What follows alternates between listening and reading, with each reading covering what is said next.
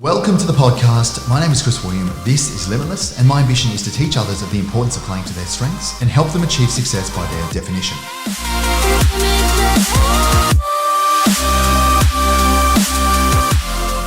I can hear you. Well, that's what's most important, honestly. I'll quite happily, if you just want to sit there and smile and laugh at my jokes, I'll quite happily.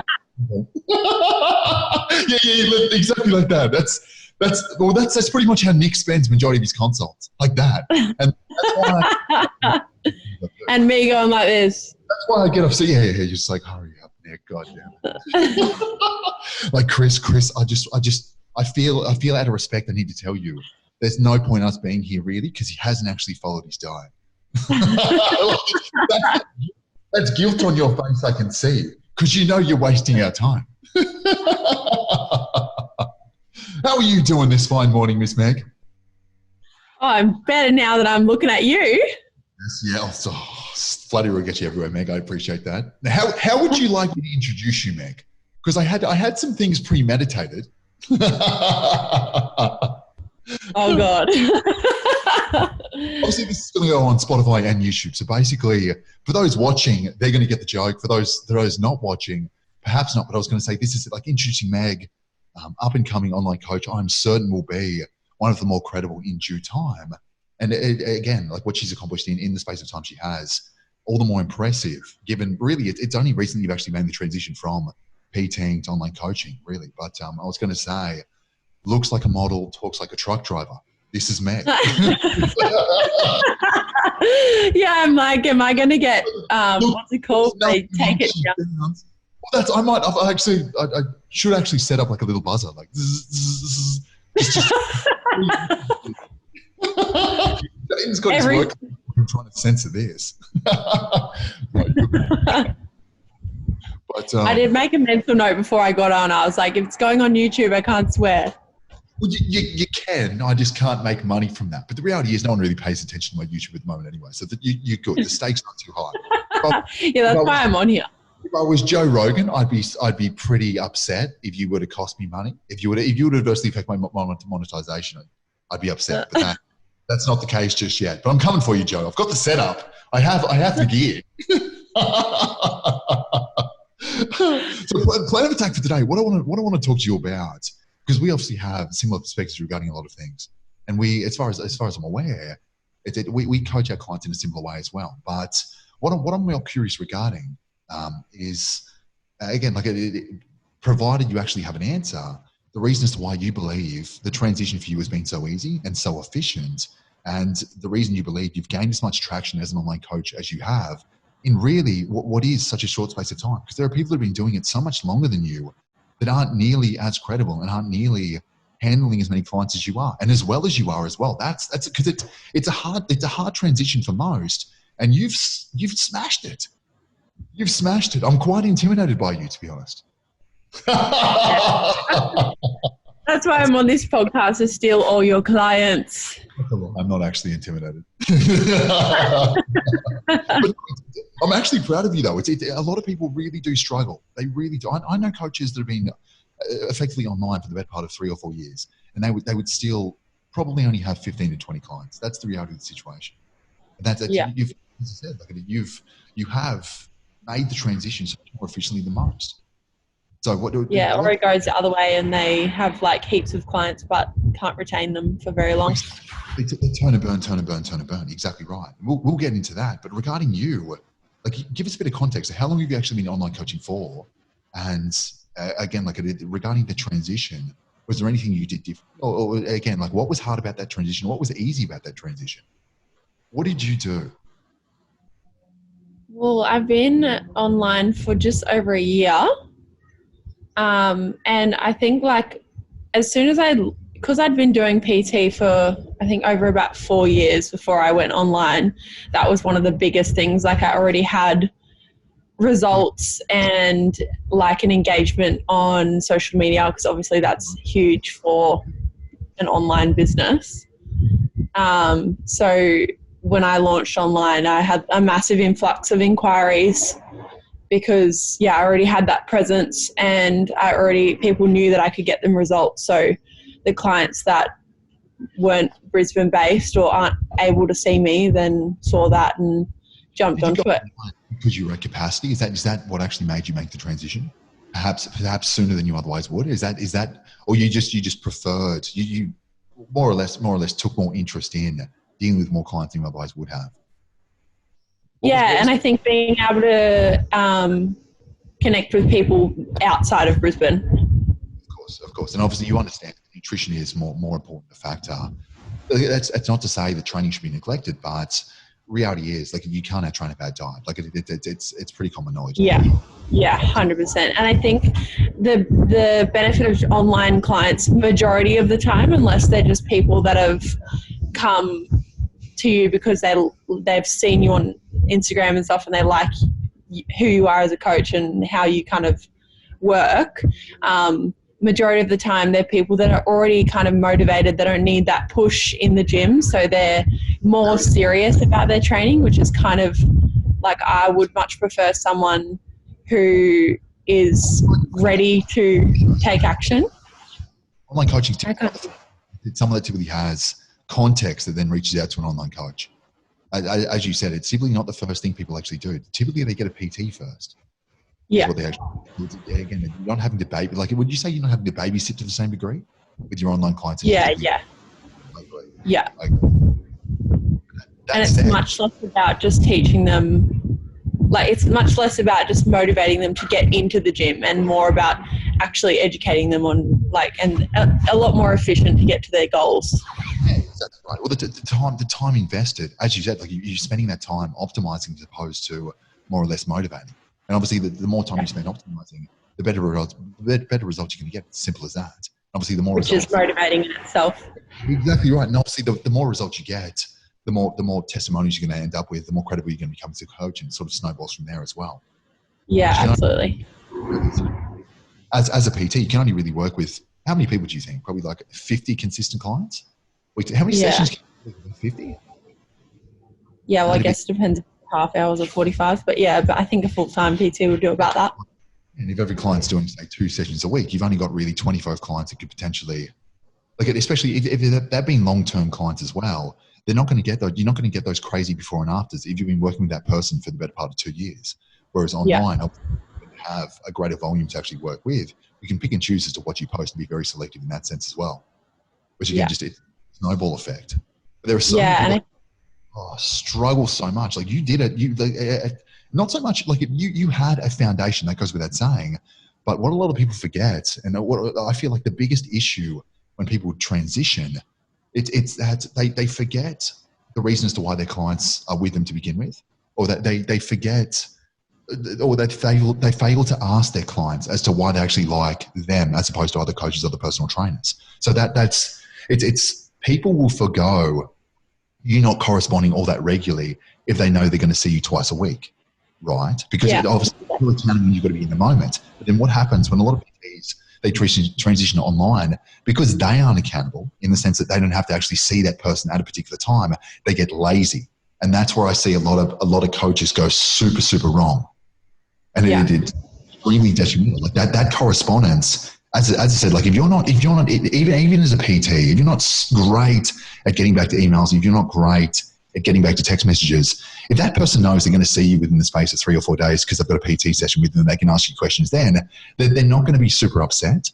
But the reality is, if they don't know when they're actually going to get a reply, that's when they'll start wondering, hey, does this person actually care? And that's hands down the biggest thing that I hear from people, like clients that have switched coaches. It's 9 times out of 10 because their coach was slack in like updating their plans and sorry. The difference between your service and obviously the service they're accustomed to, or the context they have. Yeah. Got you. Yeah, or if even just anyone that I speak to, if they're like if they've left their coach and I'm asked why, it's generally because they, and setting that the expectation with the client. 100. As far as like goal setting goes, is that what you mean, or them overselling to begin with no intention of actually delivering on what they've promised, more or less just saying things for the sake of getting that client to sign up, and once the debit form's signed, that's it. Yeah, and also just like when like initially when you first set someone up, having the like setting the expectation of when they're going to check in, how long you're going to take to reply to their messages and stuff like that. You to tango, like you've got to be like a lot of coaches don't like saying that because then they're accountable, and a lot of people just don't like being accountable. It takes two to tango. So the more from my experience, and obviously you're as I said, we share the same perspective. The more you make apparent you care, the more faith they're going to have in your recommendations. Like it's very hard to follow a program you feel like has been written by someone that doesn't care. So obviously, running the programs, the corresponding and justifying as to why you've recommended certain things, that's what actually takes the time. It really is. I spend more time, as I said, just going back and forth, answering questions and more or less supporting than I do actually writing the programs. And not as much as I would being in person, but that is a huge factor because no one's going to stick to it like you care. Yeah, and like with programs, especially like particularly if you have a like certain type of clientele that you're advertising to, maybe 7 out of 10 of those people could be on the same program and get great results from it. But it's the other aspects of the coaching. Like it's not. Well, that's see, again, it comes down to understanding your audience, as you just said. So if you're dealing with seasoned veterans, so if you're targeting clients, this is where this is what needs to be taken into consideration, given obviously like how patient you are as a coach, and obviously the skills you have, and again like how hard you're willing to work too. Because if you want to just deal with seasoned veterans and athletes that have done in excess of 10 shows, well then they're probably not going to need this like the pats on the back. They're probably going to be happy. Like if they're just robotic and you can send them a program and you know they're going to stick to it, well then fantastic. You're not going to have to correspond all that much. But 65-year-old Leanne that has only ever had one coach before and she was extremely disappointed with the service provided, that's a completely different story because she's going to need, she's not robotic. She makes mistakes. You've got to be realistic in that sense as well. And that's where I see a lot of people that I know, given the feedback I've had from clients that have left them, I know are terrible at corresponding. They're terrible at, or they just don't make much of an effort in that sense to make apparent they care. And they're marketing to people that are, given the context I have, the most needy clientele you're going to be able to market to. Makes no sense to me at all. Yeah. Like it did.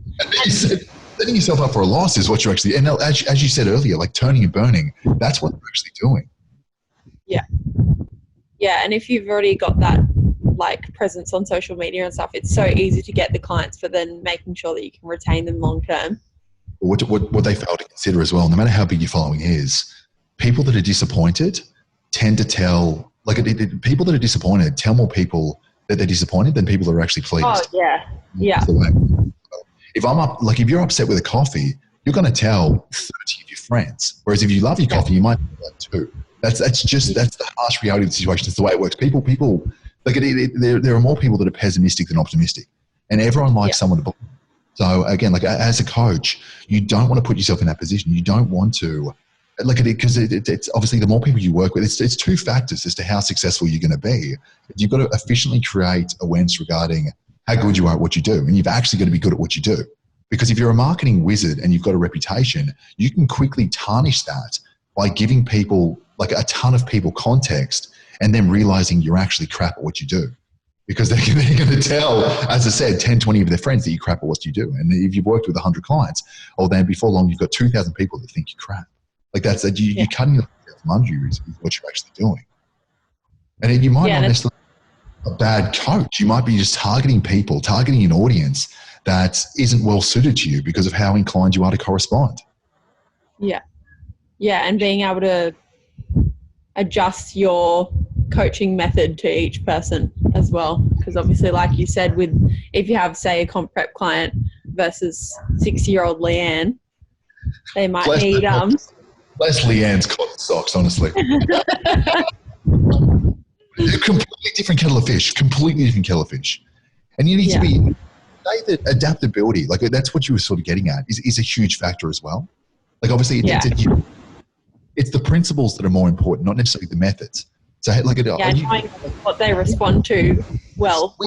We both know that you could effectively give, like, a deficit's a deficit, right? So we both know you could give, provided clients are in a deficit and their ambitions to lose weight, they're going to lose weight if they stick to it. But see, it's the biggest factor, and the thing that I more or less prioritize is how likely they are to adhere to what I've actually recommended.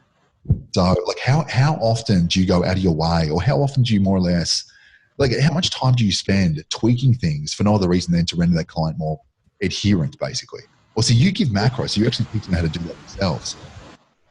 Yeah, but I have had clients that have just not been able to grasp the macros concept. So I've given them a meal plan to start with.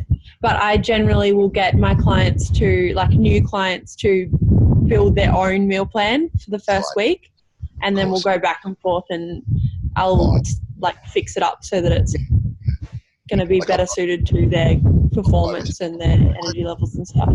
So even you, like you've stuck to some pretty, like I've seen you resort to some pretty drastic measures. But the reality is, like, you've always tried to be as flexible as possible, as lenient as possible, given obviously your preferences, what you enjoy in your lifestyle. So like, obviously, as I said, like regarding drastic measures, I've seen you drop your calories pretty damn low, and I've seen you lose a lot of fat in a very short amount of time. But even so, you were still eating foods here and there that you enjoyed. And that's adherence is like more important than anything else in a diet. Are you listening, Nick? Is Nick here? Is Nick there? But the biggest factor, and I feel like there are a lot of coaches that have been doing the same thing for an extended period of time, and like let's say for the sake of conversation, their methods have worked on, say, 60%, right? So what they then, like, that particular method has worked on 60%. And they find that method easy to recommend. So what they end up doing, it's to do with ego and pride, but they're more interested in proving that method right because it's easy for them than they are doing what is right for that particular client. Yeah. And that's where 100%. you end up. The last thing you want to do as a coach, and this is where this is a mistake I feel like a lot of coaches make. They more or less they more or less tell their clients, all right, it's this way or no way. And that is never. The reason they've said that is because they're in the program. Yeah, and we're in this job to help people. So, like, your job as a coach is literally to do whatever you can to make your programs easy to stick to for your clients. Because if you don't stick to it, it's not going to work. Yeah. You're not going to get a testimonial, and you're not going to pick up any more clients. The only time I think that I ever am like, I don't know how to explain what I'm trying to say. Like, the only time that I would ever be like, no, you need to be doing this, is if I can see that a client hasn't put any effort in. Because I know, like, I've had a few clients in my, like the form that I send out, my price and services list, it has in bold and capitals, not a meal plan, under like my nutrition section. But obviously, like I said, there's some people that I've given a meal plan to, but it's when I know they have given it a red hot crack to try and figure out macros and just aren't quite grasping it. Whereas then there's some clients who they just want that quick fix, and that's not what I'm about. So unlike there's 50 million other coaches out there that will give you that, but you're going to end up coming back to me anyway when you realize you put all that weight back on. Are you outside? Is that wind? Are you blowing into the mic? What are you doing? I'm outside. I had to get the good lighting. Oh, is that what you're outside for? Yeah, right. But no, I could not agree more in that sense. Could not agree more. And it again, I feel like, as I said, where a lot of coaches go wrong, pride, huge factor. And again, like, they're more interested in more or less the clients that they don't yet have, as opposed to the clients that they've already got. That's another thing. Yeah. So that they are more. It's easier for them to say no, just stick to this and do it, as opposed to amending those programs, because they feel like their time's better spent marketing and trying to pick up new clients. But like as you and I both understand, the best way to actually pick up clients is to invest wholeheartedly in the clients you already have, because their words carry far more out. Like a majority of have referrals. Yeah. The majority of you have referrals, right? Same as me. They'll be from, like, because I obviously post a lot of screenshots on my stories of my client check-ins each week, and it's all just like amazing things that they're saying about their coaching service. Exactly. Which is the same sort of thing to a degree. Like that's as I said, it's not you saying that, it's them actually saying that. They wouldn't say that they're doing it unless you were checking into your own information and doing it yourself. Yeah, I said in the check-in form. In the check-in form, say something nice about me.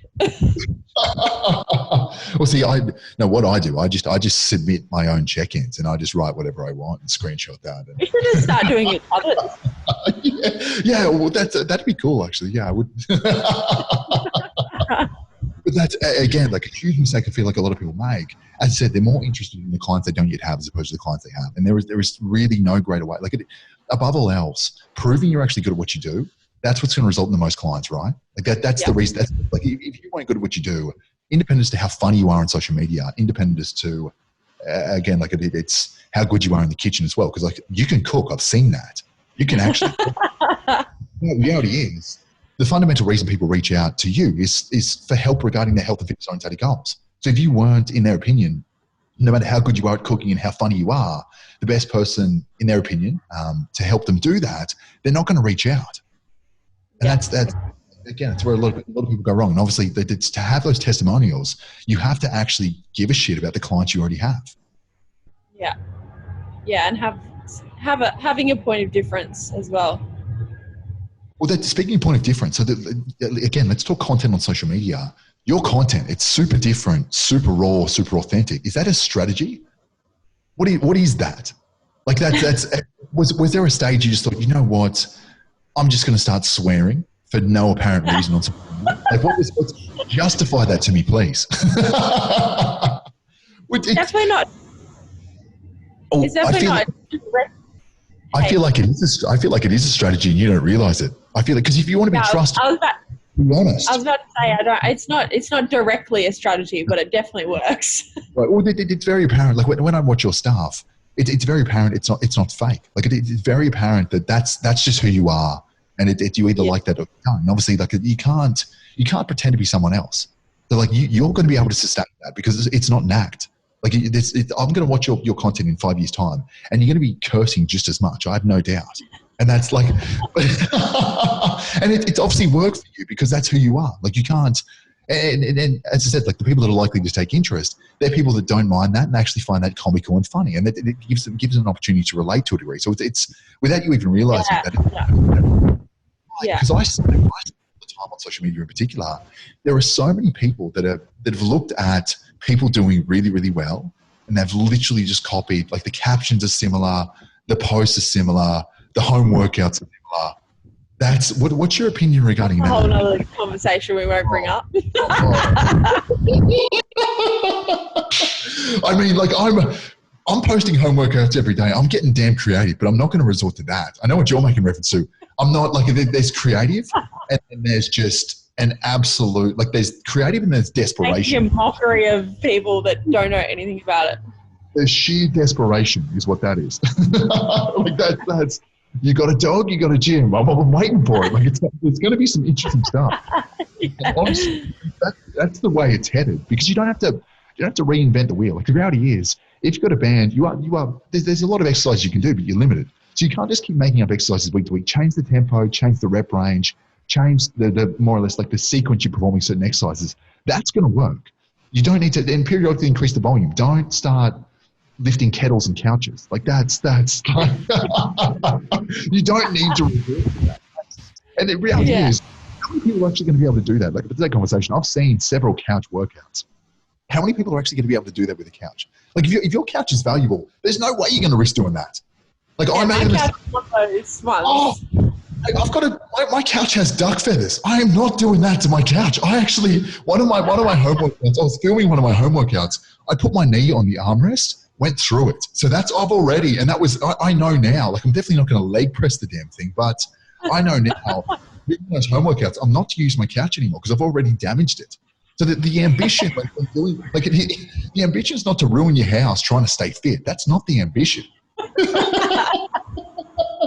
I feel anyways, but that's but what that's on next week's episode. A lot of people, to go back to what I was saying, a lot of people do, they mimic what has worked for others. But I feel like what they fail to realize, and obviously, as I said, like your content is completely different from everyone else's. That is the point of difference. It's raw, it's authentic, and that's worked for you. But it's worked for you because it's you. It's raw and authentic, right? It hasn't. So if I were to start doing that, I can't sustain that because I'm not that way inclined. So it's a matter of time before it's apparent that I was acting, or it's a matter of time before I burn out in that sense. And then my audience is going to go, hang on a minute, like if that was all an act, if that was all a strategy, can I actually trust this person? There's a lot of people, as I said, like they look at those that are doing really well, they look at the big names and they go, oh, okay, this person's doing this, I'm going to start doing that. That's not the way to go about things.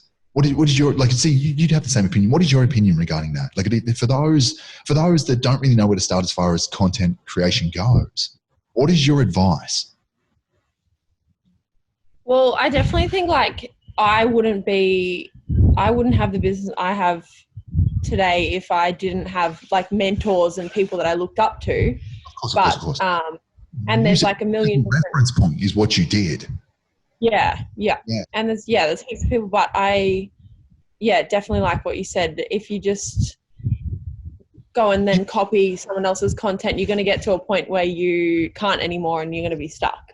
There's that, but you're never going to be better than them at being them. That's the thing. So use what they're doing as a reference point. It is working, but understand, like when you go, again, like the fundamental reason people are going to reach out is because you've proven you're actually good at what you do. The next thing they're going to consider is, again, like whether they actually like you as a person, whether they can relate to you, whether they feel like they can trust you. That's the next factor, right? And why you and not someone else. So you've got to have a point of difference in that sense. So the reality is, if you're copying one of these big names and you're doing everything that these big names are, you're in direct competition with them. So anyone like if someone doesn't have a personal relationship with you, I'm sorry, but because you're doing nothing different to those big names, the person that was otherwise considering you is going to the big name because they've got more presence, they're more credible, they've got more transformations, and quite frankly, as I said, they're better at marketing that way because that's them. Do you know what I mean? Like I could start copying. And like what you said with the trust thing, like I think I find, because I am very open on my social media and all the platforms that I use to advertise, or not even directly advertise, but people would see that and think, if she's going to be that open with me, then I am comfortable to be open completely with her. It's a two-way street. It's exactly right. Exactly. You make yourself relatable. It's the same as me. Like, if you get me on the phone, I'm going to sell you something. And I literally say that every single day. Like, if you book a consult with me, just so you know, like, Limitless is not a charity. I'm going to sell you something. Just so you know. But if they were to call me and I weren't to make that apparent, they're going to then go, oh, wow, like, here's this guy. He's talking about a free consultation and got me on the phone. And he just tried to force things down my throat. But if they know that's going to happen, they're already prepared for it. Like, I'm hoping when they make a call, they've already got their credit card out. That's what I'm hoping for. But if you want to be trusted, be honest. That's as simple as that. And as I said, like again, to recap, as long as you're copying the methods that are proven viable for someone else that's more credible, because you don't draw inspiration from someone that's not doing well, right? That makes no sense. I'm not gonna then like it makes no sense to copy a coach that's got no clients. It makes literally no sense. So you only copy the guys that are doing really well. You're copying them. That's what. But as I said, like if you don't have a point of difference, you're going to be directly compared to them, and they're the ones that they're going to get all the work because they're more credible. They've been doing it for longer, and they're better at being them. Yeah, that's a huge mistake. So many make. So many make. I super often. Just be yourself. Is again like it makes the perfect person to talk to you regarding that. Because it's work for you. It's work for you. You wouldn't, as you said, you wouldn't have the clients that you do if you weren't to have been as authentic as you have been. As I said, like I pay attention to your stories because there are no others like yours. Like they're entertaining for that reason. And anything that's entertaining, I'm going to be more inclined to watch. And you're obviously in it, creating awareness regarding the service you provide whilst being entertaining. You've got the perfect combination is what you've actually got. And when I launched online, I never really with my social media, I never directly was trying to advertise. I don't even really do much of that. Like I haven't ever paid for advertising, and nothing against paying for advertising. Obviously it's an amazing way to get clients. But like I just haven't. No, it is. It's fantastic. It is until you start, like breaking policies and whatnot. Then it's not ideal. It's a bad policy.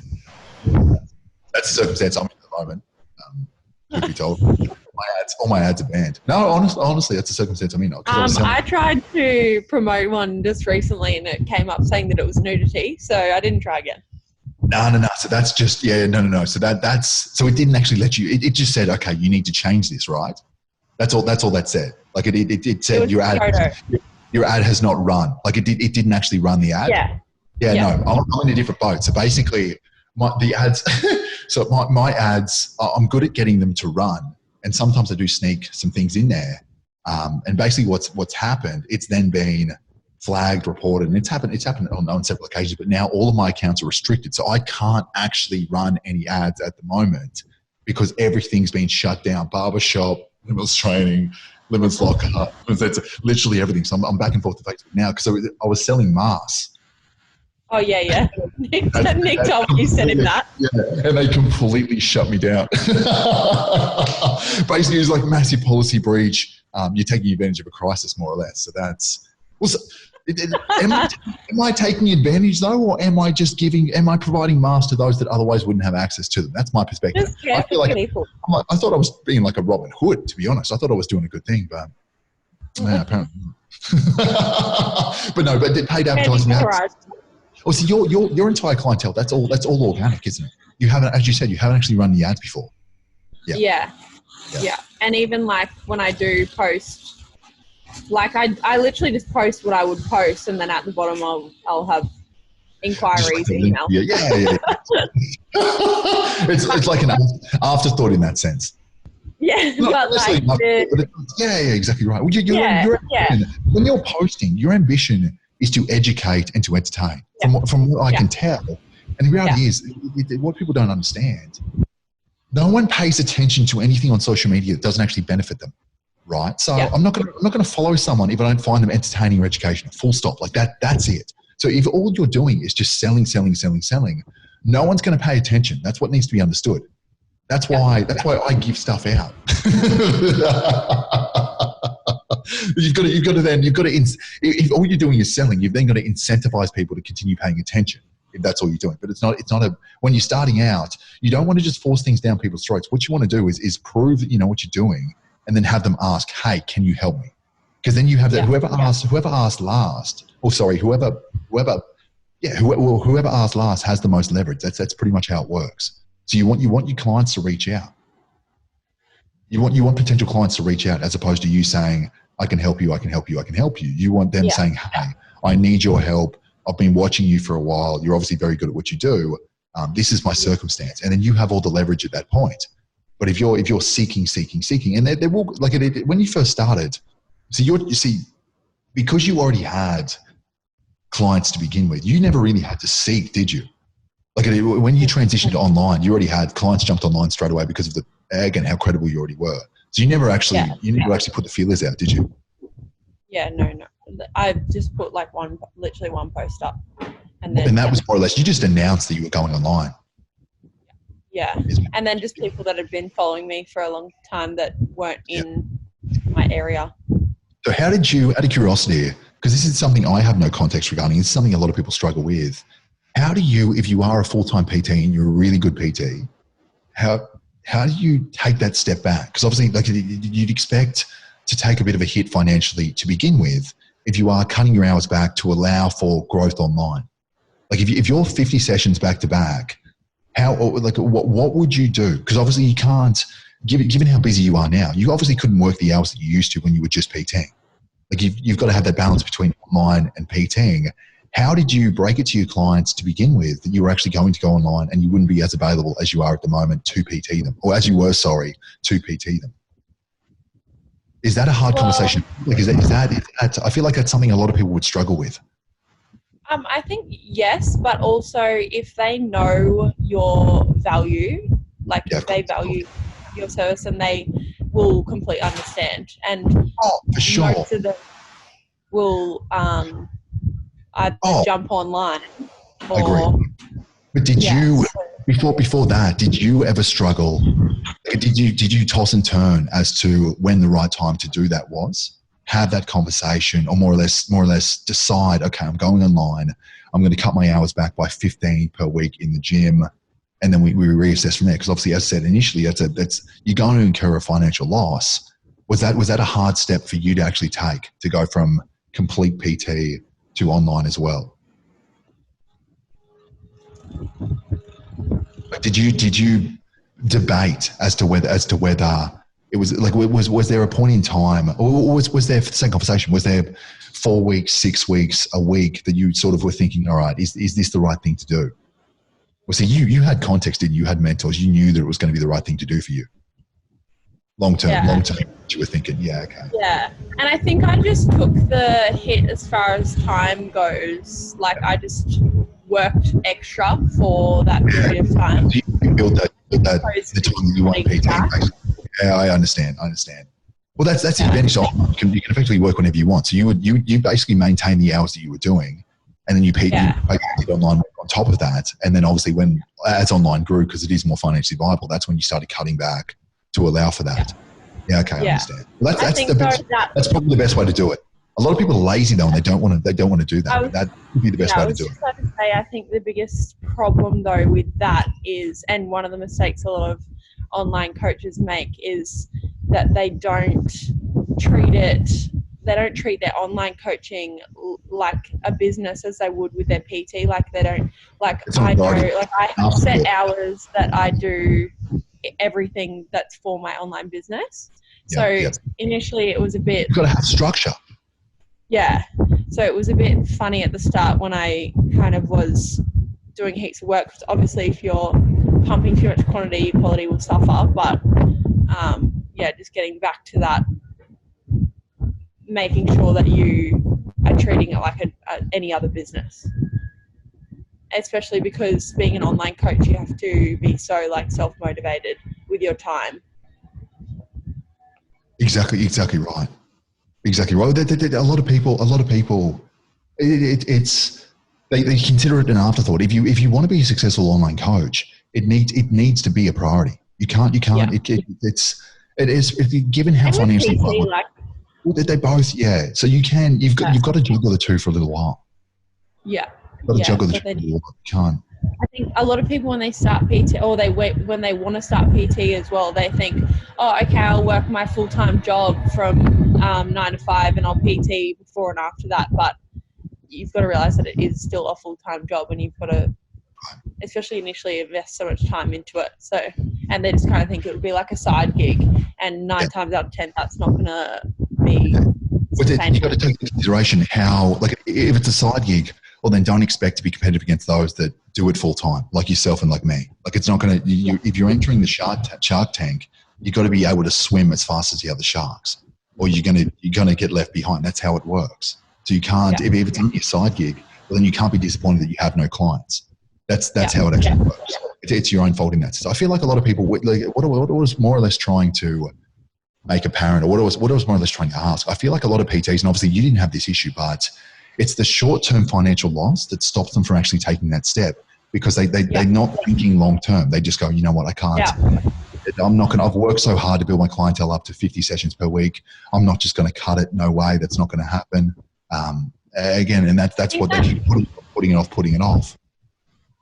Yeah, I think that correlates a lot as well to something that I spoke to Nick quite a few times about, with like content creation, replying to strangers' message, like DMs, every single comment on photos that you get, all of that stuff that you won't get like immediate return from. Yep. You've got to look at the bigger picture, and you've got to see like that everyone you speak to, everyone you come in contact with is a potential client in the future. Opportunity. It's opportunity. Simple as that. Yeah. Yeah. You know what's actually funny? It's a bit of a left of field story, but basically I actually had a client reach out, or I had someone actually reach out. It would have been about a week ago now, and they said, "Hey, I met you." And this is just, it cracks me up because it was so long ago, but it makes sense, because it is like, I can't actually recall doing it, but it's definitely something I would do. So basically, this happened around 6 years ago now, and someone actually reached out and said, "Hey, like my partner recommended you. He met you at like a high ropes course in like somewhere or other. So it was like a brand of like I've been to one high ropes course in my life. I know it was like Eagle Park or something like that. I'm not too sure. I can't actually remember the name, but it's probably like a 3-hour drive. And I've been there once in my life, right? And this is literally 6 years later. The only time I've ever been there was actually my first ever date with Kate. And this is literally going back 6 years. And I was like, would I have shamelessly plugged business on a first date? Yeah, like, and this is before I had apparel. This is before I was still trying to build a business. Don't get me wrong. Like that's how I work. But I was like, holy crap! Like it was just autopilot. I don't even remember doing it. Yeah. Years later, someone actually reached out and said, hey, like this is how my partner met you. Let's work. And I was like, holy crap. I'm obviously a better salesman now because that conversion took a while. Pretty disappointed in that. You got there in the end. We got the conversion, but man, luckily I've improved since because 6 years is just not viable. Yeah, but that's the same. I recently went to the doctors because I was really sick, and I ended up coming out of the doctors with. Are you okay now? Taking all my details down to refer all her patients to me for nutrition. And I was like, I didn't directly try and. But see, you're a people person though. That's another huge factor. And that's obviously one of the reasons as to why you did so well as a PT as well. Like you're very outgoing and you're very approachable, and that's if you aren't outgoing, if you aren't approachable, this is where online coaching you're in a bit of trouble because obviously you need to give your potential clientele the opportunity to get to know you. They need to trust you, right? So for them to have a feel as to who you are as a person, you need to be comfortable making videos. You need to be comfortable putting out content. You need to be comfortable having an opinion regarding things. If you aren't, online coaching is probably not going to go as well as you would hope because again, like you need it's the way. If your ambition is to have people pay attention, you need attention to potentially convert clients. Simple as that. So obviously, if people pay attention, you need to actually give them the opportunity to pay attention. You've got to put yourself out there. Is what you've got to do. And if you don't like doing that, online coaching is probably not for you. Then, like you can't. I don't know a single online coach that's got a private account that's doing really, really well. It doesn't work like that. Yeah. And you need to be able to build that emotional connection because you don't have, like with PT, when you work in a gym, you get leads from the gym and you put them through that initial consult session and you've got that one-on-one time. But online, you don't have that. You've got to be able to do that over the phone or over email. Literally, and if they already know your personality and stuff from your having that referral, being referred by a gym, that's already like half the battle's already won. Simple as that, because you know that person's interested in a service you're able to provide. All you've got to do is just more or less convince them that you are the person best suited. Whereas online, people aren't watching because they're definitely interested. Like you've actually got to convince them that you could actually help them, and then they're going to then express interest, and then you've got to sell to them and convince them that you are the best suited to actually helping them. It's another step in the actual process itself. Yeah. Another huge step. Have you always been confident as you are on video? Because you create a lot of content. Have you always been that way inclined, or did that come with time? Wow. See, because you're super authentic, super raw. That's not a lot of people. Like honestly, I know people with millions of followers that aren't as authentic and raw as you. That's the reality of the situation because they're not as secure as you. So how did that come about? Because it is super important. Yeah, but you just got to start because everyone's shit at everything when they first start. I've always been a very confident person and I'm like easy to talk to and stuff like that. So I guess it's a lot easier than it would be for some people, but it was so nerve-wracking for me still. Like when I started, especially stuff like filming in public and stuff like that. But like, whereas now I will be standing at a cafe talking to my phone and I do not even care because like they're going to forget about it half an hour later. Well, you actually put up a poster ages and ages and ages ago wearing those shoes that you tend to wear pretty when you put them on. Which shoes? The Louis.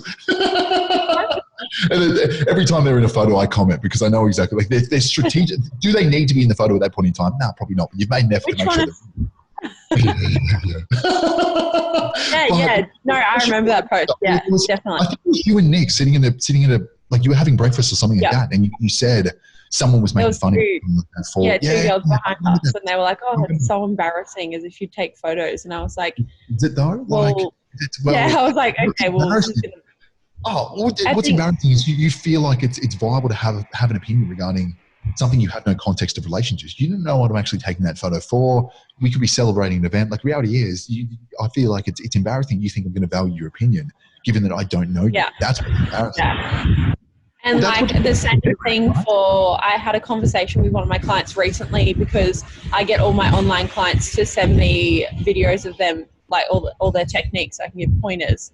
And one of the girls was like really embarrassed to do that. And I was like, the people that you might think are going to be judging you, they're either A, insecure about themselves, B, they want to be able to do that. They want to feel comfortable to do that, but they don't, so they're going to pay you out instead. Or C, no one actually cares and they're not even going to remember or even notice you. Yeah, exactly. Can you turn the laptop just slightly? Turn it. So which way is the wind going? Because I can hear a ton of wind. If I turn it this way. Which way? Where is the wind? Is that better? Yeah, it's definitely better. Nice home setup. I think that's definitely better. For a while, like I heard what you said, but man, it was like a tornado. It was like you were almost blowing into it. Remember, I got the Chris Rogan set up here. This is. I think it was actually a lawnmower. This is an amateur hour. No, it's definitely wind, because I can see your hair blowing a little bit. This is an amateur hour, Meg. This is serious business here. All right. There are 7 people that listen to these podcasts. There are 7 people that listen to these podcasts, and they expect a particular standard, right? There's going to be 70 after they hear that I'm on here. Oh, well, you see, this is. I was excited to talk to you because, again, like as I said, we share similar perspectives regarding a lot of things, and you're just easy to talk to. And that's one of your strengths. It's partly the reason as to why you were such a successful PT, and one of the reasons as to why you're such a great online coach as well, because it's you have the ability, or you make an effort to ensure that everyone you're talking to, everyone you correspond with, to ensure they understand that it's in their best interest to, and to ensure they understand that they can trust you and they can be, as I said, like they can confide within you. Huge factors. Like it's your job as a coach. This is where a lot of people go wrong as well. Your clients, if they're trying to lose weight, they're probably not the most confident. They're probably not the most secure to begin with. So you've got to make sure that they are comfortable having the conversations they wouldn't have with anyone else with you. You've got to actually go to that effort to do that. Yeah. We're both leaders, so you've got to be like, when I ran my first group client Zoom call, I'm not gonna lie, I was nervous about that, but I was like someone's got to be, someone's got to pretend like they know what they're doing. Yeah, well, that's Well, see, I promised my following that I would do a live workout. It was about 3 weeks ago now, and I'm getting, the reason I haven't as of yet, they haven't restocked sweatbands in the colors I like, for one, but two, I'm actually not fit enough. That's the thing. Like, I'm still struggling with my own home workouts. I won't make it through an entire workout. So if I'm going to do it, I want to do it properly. And I don't want to completely render myself, like I could adversely affect my credibility in the space of 15 minutes. Once everyone works out that I'm not actually as fit as I look. That's what I'm going to be. Like if I end up having a heart attack on camera, that's not ideal. That's and obviously there's a defect. Look, as long as you make a good comeback. No, another huge factor. You've got to make sure. This is where a lot of coaches go wrong as well. Your clients are not going to be, even though they trust you, even though they feel like you're best suited, they're still. You got to remember some of the conversations had, like they might feel like they might benefit from talking to you every day, but they don't want to hassle you. They don't want to annoy you. And it's your job to make sure that they are comfortable messaging you as often as they feel necessary, especially prior to they have problems. Because if they have problems, the sooner you address that, the sooner you overcome that, they're going to look in a given space of time, the better it's going to reflect on you. Your ambition should be to have them looking as good as possible as soon as possible. And to do that, you need to address their problems as soon as possible. Yeah. And that's one of the biggest things that... Oh, man.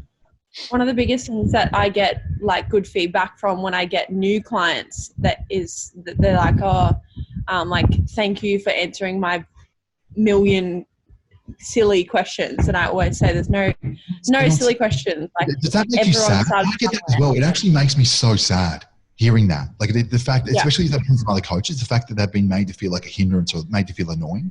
Like that actually upsets me like you wouldn't believe. Because that's, because the reality is, as I said, like your ambition, it's in your best interest for them to tell you what's going on so you can help them more efficiently than you otherwise would be able to. You can't account for problems that you don't know. There's nothing worse than you setting like protocols for a client and they tell you they're following it to the T and they're not. So then you just look like well, see, I can't speak for you, but I'm not a clairvoyant. I'm a coach. I'm not a clairvoyant. I'm not a mind reader.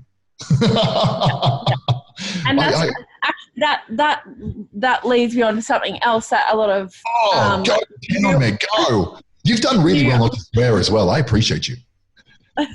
New online coaches, I think a lot of them make adjustments so unnecessarily, so often just because they feel like they need to make adjustments. Whereas if adjustments to the client, but not if if they if they're still losing weight, like, you don't need to do calories. Not doing it. Yeah. No. Yeah. Or if the client says to you, oh, okay, I didn't adhere to it, there's no point making a change. Unless, of course, it's a change that's going to help them adhere to it. Yes. So I spend more time. The majority of my adjustments, like week to week, I don't adjust calories. I'll change the foods provided they've struggled to adhere to what I've recommended. And again, to render them more render them more compliant to actually have a reference point. Because without a reference point, you don't actually know what's going on. So until your client actually sticks to that program, you're flying in the dark. You're clueless. You actually have no idea what's going on. Yeah. No idea. I could not agree more. And they're doing it like it sets the clients up for a loss. Because if you're dropping calories over the space of 8 weeks, if you drop calories every single week, especially like provided that client's already losing weight, dropping calories further just puts the body under more stress. And the more stress the body's under, the sooner the thyroid adapts. You slow your metabolism down at a faster rate than you otherwise need to. And you end up with less room to move sooner. You back yourself into a corner. And then from there, all you can do is go up. Like that's the circumstance you find. You've got a reverse diet sooner than you otherwise would. Yeah, and I think a lot of those coaches, like, they feel like if they're not making changes, that they're not giving their client everything that they need, but they need to probably be focusing on other content and other things that they can bring to the client. Because they're not secure. That's the issue. The issue is they're not all that confident in the service provided. So what they're doing, they think by doing that they're over delivering, but what they're actually doing is wasting their time. Is what they're actually doing. That time could be better spent. Just check in on those clients, see how they're doing, and just make apparent you care. That's that time more efficiently spent. Instead of sending them a program with slight little changes for absolutely no reason, reach out and just say, hey, how you doing? That's going to benefit them to a greater degree. Promise you. Hey, do you have any questions? That is going to benefit them to a greater degree than you changing shit for the sake of just changing shit. Waste of time. Yeah. Could not agree more. Yeah. That is a cool little home setup you've got. We just got this yesterday. I see a bench press. Oh, an outdoor little boombox. What? That's cool. I couldn't even see that. Cool. No. Yeah. That's a cool setup. Not bad. Oh, what is that? Is that a lap pull down? Yeah. No way. On your balcony? You live in an apartment. How'd you get that up there? And a seated row. It's a big balcony. Yeah, wow. That's cool. Do you have stairs or an elevator? Elevator. But I didn't bring it up. No way. No way. There's not a piece of furniture in my house that I've assembled or brought into the house. Not a single piece. No. Well, Nick's a carpenter and it took him 3 attempts to put together a 4-piece chair. So he's not considering it either. Honestly, Nick. Honestly. What are you good for? Honestly, Nick. 3 times and 16 arguments. What's he up to today? What is Nick doing? He's actually working. No way. Surely not. Yep. Yeah, fantastic. Attaboy, Nicky. Attaboy. He's probably someone actually worth having in on one of these conversations because his perspective is going to be different too. Like it's even though we've both given him a lot of advice, he would be the perfect person to ask. And you put him on the spot, and it probably wouldn't be a comfortable conversation for him. But we could effectively say, because there's a lot of people in Nick's circumstance, a lot of people that have the tools to help people, but they just haven't done shit. That's the reality. Like they love the thought of online coaching, but they haven't actually done anything to render them a consideration as far as online coaches go. So we could get him in here if you really like it. It's going to result in a fight afterwards, but we could get him in here, put him on this one, just hey Nick. Oh, no, don't worry. I'm completely open and honest with him about everything about how I feel about it. It's going to benefit a lot of people because there's so many people in his circumstance that have the tools, that have done their Cert 3 and 4, but as I said, haven't actually made a start, haven't put themselves out there. And there's a reason he hasn't done that. And I guarantee it's probably a similar reason to a lot of other people. So if you put him on the spot and he answers honestly, that conversation could very well benefit a lot of people. And I guarantee it's probably fear of being compared to those that are more credible and have been doing it for longer. But the reality is, like it's everyone starts somewhere. That's what you need to understand. And the people you're worried about judging you, if they are more credible and they are busier and they are, as I said, like more established. Reality of the situation is they didn't get in the like the reason they're in the circumstance they are is because they don't give a shit about anyone else anyway. What they're doing every day is only worrying about their businesses. They're not worrying about you. So they're not going to pass judgment. Even having this conversation with me, like I've only been online coaching for just over a year. Like there's so many other people that you could have spoke to, but you are the perfect person to speak to because again, like one, I enjoy talking to you. You're a good time, and two, like you're more articulate than you think. And three, what you've actually accomplished in what is, in the scheme of things, a very short space of time, very impressive. It really is. And it's again, your approach, as I said, it's very different to the approach that I take. I'm very genuine, I'm very authentic on social media. And I was just curious, what I was also curious regarding is as to whether you consider that beneficial, whether that was actually a strategy. Because it has, inadvertently, it has benefited you in that sense. I just wasn't sure if you did it deliberately. Because it's super hard to put yourself out there.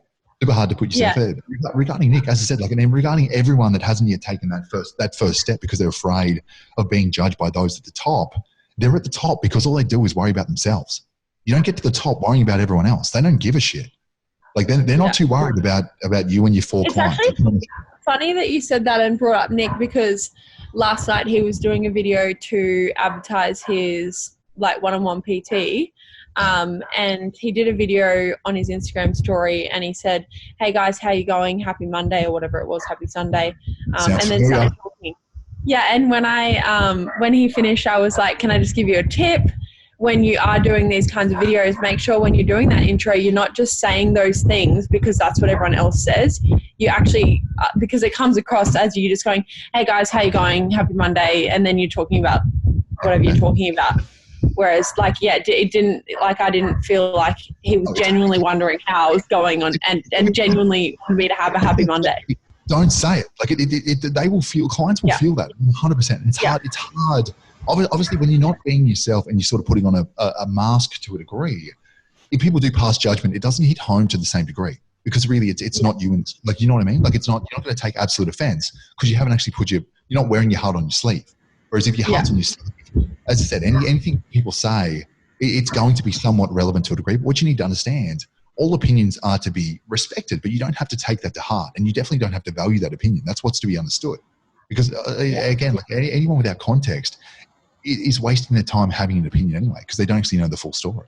And as I said, like if you worry about judgment from those that are more established, as I said, like anyone that's inclined to pass judgment isn't going to really go that far in the scheme of things because they're too worried about everyone else anyway.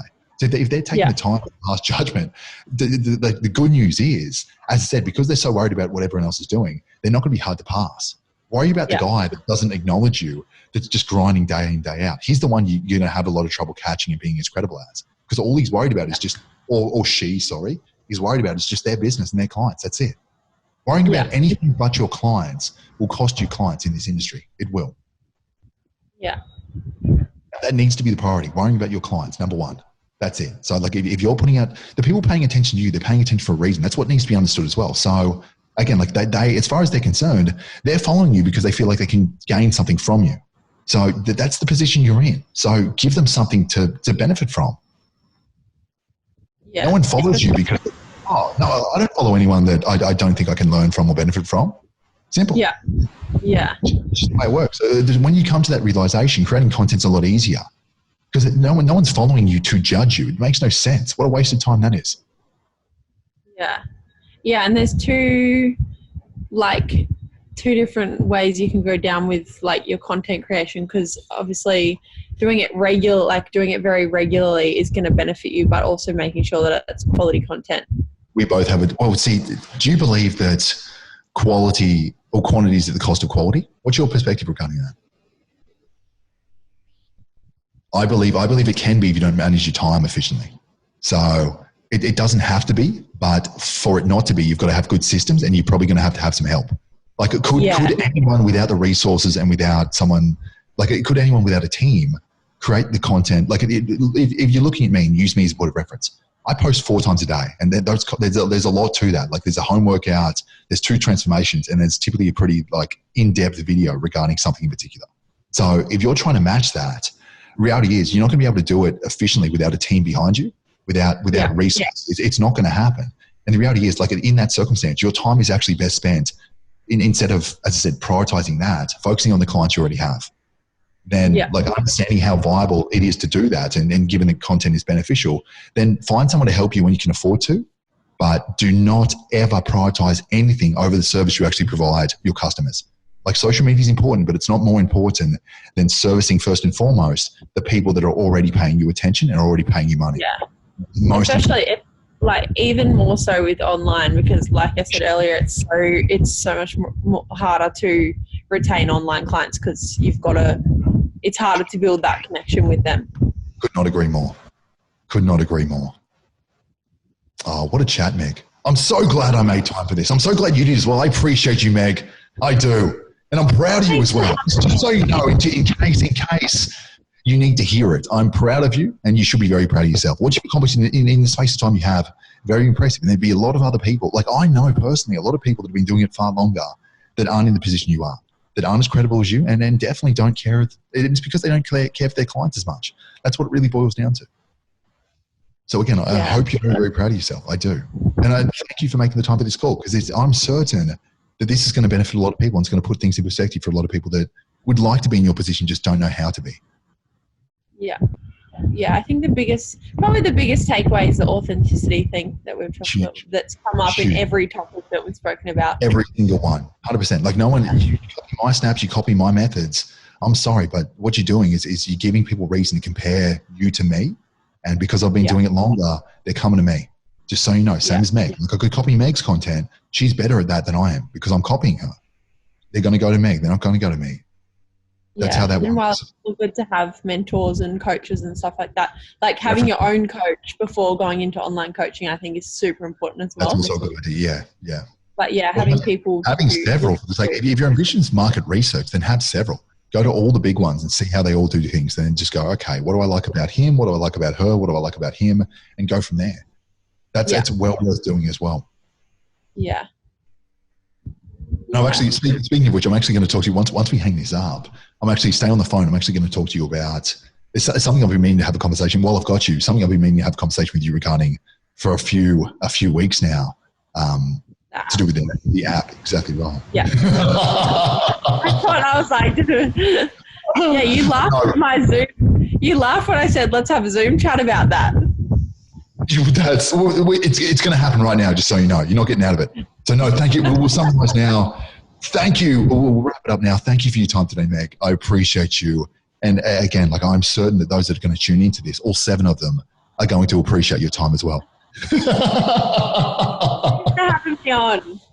No, you are very welcome. You are very welcome. Staying up with